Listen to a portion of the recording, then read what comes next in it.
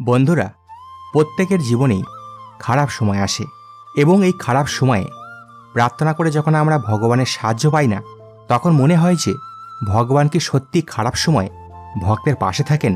সত্যি কি ভগবান আমাদের প্রার্থনা শুনতে পান?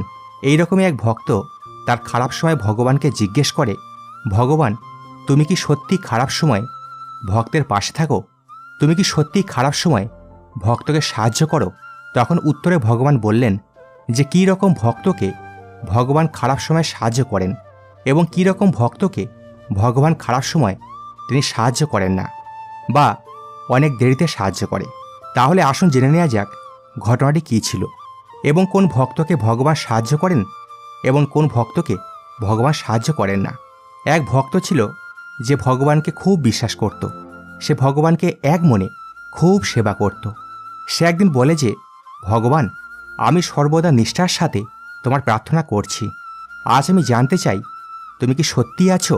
তোমার আমাকে দেখা দেওয়ার প্রয়োজন নেই, কিন্তু তুমি এমন কিছু করো যাতে আমি বুঝতে পারি তুমি সত্যিই আছো। তখন সে তার কানে একটি আওয়াজ শুনতে পায়। সে আওয়াজ তাকে বলে যে, তুমি রোজ সকালে সমুদ্রের কিনারে ঘুরতে যাও। কাল থেকে তুমি যে পেছন ঘুরে দেখবে, তখন তুমি বালির ওপরে 2টি পায়ের জায়গায় 4টি পায়ের ছাপ দেখতে পাবে, আর যার মধ্যে 2টি পায়ের ছাপ আমার হবে। পরের দিন সেই ব্যক্তি সমুদ্রের কিনারে যায় এবং তারপর পেছন ঘুরে দেখতে পায় যে 4টি পায়ের ছাপ। এই দেখে সে খুব আনন্দ পায়। সে ব্যক্তির কিছু মাস পরে তার ব্যবসায় ক্ষতি হয়, রাস্তায় এসে পড়ার মতো অবস্থা হয়। তার নিজের লোকেরাও তার থেকে দূরে সরে যায়, কেউ তার সাহায্যে এগিয়ে আসে না। এরকম খারাপ সময়ে আবার সে ব্যক্তি সমুদ্রের কিনারে ঘুরতে যায় এবং সে যখন পেছন ফিরে সে দেখতে পায় যে 2টি পায়ের ছাপ রয়েছে। এটা দেখে সে খুবই আশ্চর্য হয় এবং হতাশও হয় এবং সে ভাবতে থাকে যে খারাপ সময় ভগবানও তার থেকে দূরে সরে গেল। এবং সে যখন বুঝতে পারে যে তাকে সাহায্য করার কেউ নেই, তখন সে পুরো উদ্যমের সাথে কাজে নেমে পড়ল এবং খুব পরিশ্রম করতে লাগলো। ধীরে ধীরে সব কিছু আবার স্বাভাবিক হতে লাগলো। ব্যবসা আবার লাভ হতে থাকে। সব মানুষেরা আবার তার কাছে ফিরে আসে এবং তারপর সে যখন আবার একদিন সমুদ্রের কিনারে যায় এবং পেছন ঘুরে তাকায়, সে দেখতে পায় যে আবার 4টি পায়ের ছাপ। সে খুব আশ্চর্য হয় এবং বলতে থাকে, যখন আমার খারাপ সময় ছিল তখন আমার থেকে সবাই দূরে সরে যায়, তাতে আমার কোনো খারাপ লাগেনি, কিন্তু ভগবান, তুমিও আমার খারাপ সময় আমার পাশ থেকে দূরে সরে গেলে, তুমি এরকম কেন করলে? ভগবান তখন বললেন, তুমি কি করে ভাবলে যে তোমার খারাপ সময় আমি তোমার থেকে দূরে সরে যাব?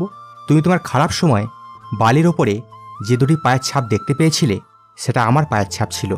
তোমার খারাপ সময় আমি তোমাকে কোলে তুলে নিয়ে আমি চলেছিলাম, আর যখন আবার সব কিছু ঠিক হয়ে গেছে, আমি আবার তোমাকে আমার কোল থেকে নিচে নামিয়ে দিলাম।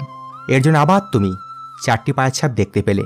বন্ধুরা, এই ঘটনাটি আমাদের এই শিক্ষাই দেয় যে আমরা খারাপ সময় আসলেই ভাবি যে ভগবান কেন আমাদের ডাক শুনছেন না, কেন আমাদের খারাপ সময় দূর করছেন না।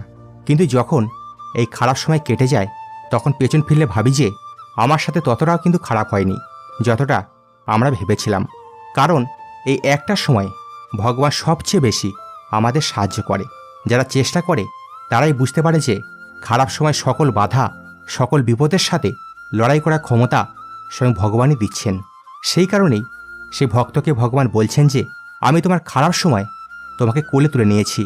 আমরা ভাবি যে আমাদের খারাপ সময়ই হয়তো ভগবান আমাদের পাশ থেকে সরে গেছেন। আসলে এই সময় ভগবান আমাদেরকে কোলে তুলে নেন, যাতে সকল বাধার সম্মুখীন হয়ে আমরা লড়তে পারি। মা যেমন শিশুকে আগলে রাখে, তেমন ভগবানও আমাদের বিপদে আমাদের রক্ষা করে এবং সমস্যার সাথে লড়ার শক্তি যোগায়, যাতে যত বাধা আসুক না কেন আমরা ঘুরে দাঁড়াতে পারি। তাই খারাপ সময় প্রার্থনা করার সাথে সাথে চেষ্টাও চালিয়ে যেতে হবে। বন্ধুরা, শাস্ত্রে একটা কথা আছে, নচর দৈবং পরম বলং, অর্থাৎ চেষ্টা না করলে দৈব কৃপাও লাভ হয় না। আর যে চেষ্টা করে না সে কখনোই ভগবানের সাহায্য বুঝতে পারে না এবং ভগবানকেই উল্টে দোষারোপ করে। হরে কৃষ্ণ। বন্ধুরা, আজ এই পর্যন্তই। ভিডিওটি ভালো লাগলে একটা লাইক করবেন এবং শেয়ার করতে ভুলবেন না। আর আপনি যদি নতুন হয়ে থাকেন তাহলে চ্যানেলটি সাবস্ক্রাইব করে পাশের বেল আইকনটি অবশ্যই অল করে নেবেন। ধন্যবাদ।